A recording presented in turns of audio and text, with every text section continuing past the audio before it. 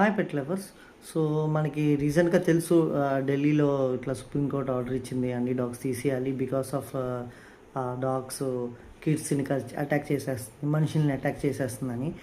అసలు ఎక్కడైనా ప్రపంచంలో ఒక డాగ్ అనేది, ఒక స్ట్రే డాగ్స్, ఇండీ డాగ్స్ ఎందుకు రోడ్డు మీద వెళ్ళే మనిషిని అటాక్ చేస్తుంది? ఫస్ట్ ఊరికే ఎందుకు అటాక్ చేస్తుంది? అటాక్ చేసే డాగ్స్ అయితే ప్రతి మనిషిని అటాక్ చేయాలి కదా, పర్టికులర్గా కొన్ని మందిని అటాక్ చేస్తుంది. దీని వెనక అసలు ఏంటంటే ప్రాబ్లము, పప్పీ స్టేజ్ నుంచి ఆ డాగ్స్ని రాయలతో కొట్టడం, లాగేసి కట్టేయడం, ఇట్లాంటి చాలా టార్చర్ చేస్తారు చాలామంది. అండ్ దానివల్ల దానికి ట్రామా అయిపోతుంది.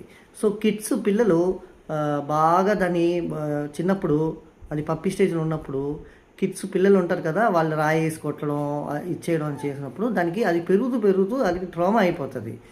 ఇదేం చేస్తుంది, పెద్ద అయ్యాక ఆ కిడ్స్, ఏ కిడ్స్ అయితే చేశారో అదే కిడ్స్ లాగా ఇంకో కిడ్స్ ఎవరు కనిపిస్తుంది, దానికి కుక్కకి తెలియదు కదా పర్టికులర్ మనిషే, పర్టికులర్ కిడ్డే చేశాడని.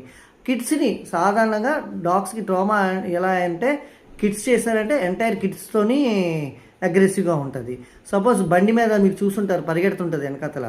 సో దానివల్ల వెనకాతల ఏంటి సీక్రెట్ అంటే, ఆ 2 వీలర్లో గుద్దీసి ఉంటుంది, దాన్ని ఉన్న లిటర్లో ఉన్న పప్పీనో లేకపోతే బ్రదర్నో అదో, దానివల్ల ఆ బండి చూడగానే అలా చేస్తుంది. అలాగే చిన్నపిల్లలు దీని పప్పి ఉన్నప్పుడు టార్చర్ చేస్తుంటారు. సో దీనివల్ల దానికి ట్రామా, అగ్రెషన్ వచ్చేస్తుంది. సో ఈ టైంలో ఏం చేస్తారు, ఎవరైనా వెళ్తున్నప్పుడు దాన్ని అటాక్ చేసేస్తుంది. ఇది రీజన్ ఏంటంటే, మనం నార్మల్గా ఉండి నార్మల్ వే అన్నా వెళ్ళిపోతాయి డాగ్స్, పెద్దగా ఏం వచ్చి కలిసేవు. దాన్ని రాయేసి కొట్టేసి, తాడేసి కట్టేసి, కర్రతో కొట్టేసి టార్చర్ చేస్తారు చాలామంది. ఇది వెనకాతల ఈ పార్ట్ ఎవ్వరు చూపించరు, ఎవరికి తెలియదు కూడా. మనమంతా ఎప్పుడు కూడా ఒకటి అయిన తర్వాతనే, ఒకటి చచ్చిపోయిన తర్వాతనే దాని గురించి మాట్లాడతాం. కానీ దానికి ప్రీవియస్ ఏమైంది, అసలు ఎందుకు ఇలాగ అవుతుంది అనేది ఫస్ట్ ఎందుకు అవుతుందంటే మెయిన్ ఇది. రెండోది, కొంచెం మంచినీళ్ళు కాదు కదా, ఫుడ్, మంచినీళ్ళు ఎవ్వరు ఏం పెట్టరు. దీనివల్ల డాగ్స్కి అగ్రెషన్, మరి ఆకలి. ఇప్పుడు మనమే మనుషులుగా ఒక రోజంతా తినపోతే ఆకలికి కోపం వస్తుంది మనుషులకే, మరి ఆ డాగ్స్ ఏం చేస్తుంది? సో నేనంటే ప్రతి ఒళ్ళు వెళ్ళి మీ ఇంట్లో ఉన్న ఫుడ్ని పెడితే మంచిది, కాకపోతే అర్థం చేసుకోవాలి. సో ఎంత డిస్టెన్స్ మెయింటైన్ చేస్తే అంత మంచిది అన్నమాట స్ట్రే డాగ్స్, ఇండీ డాగ్స్కి. ఎందుకంటే అది బెటర్.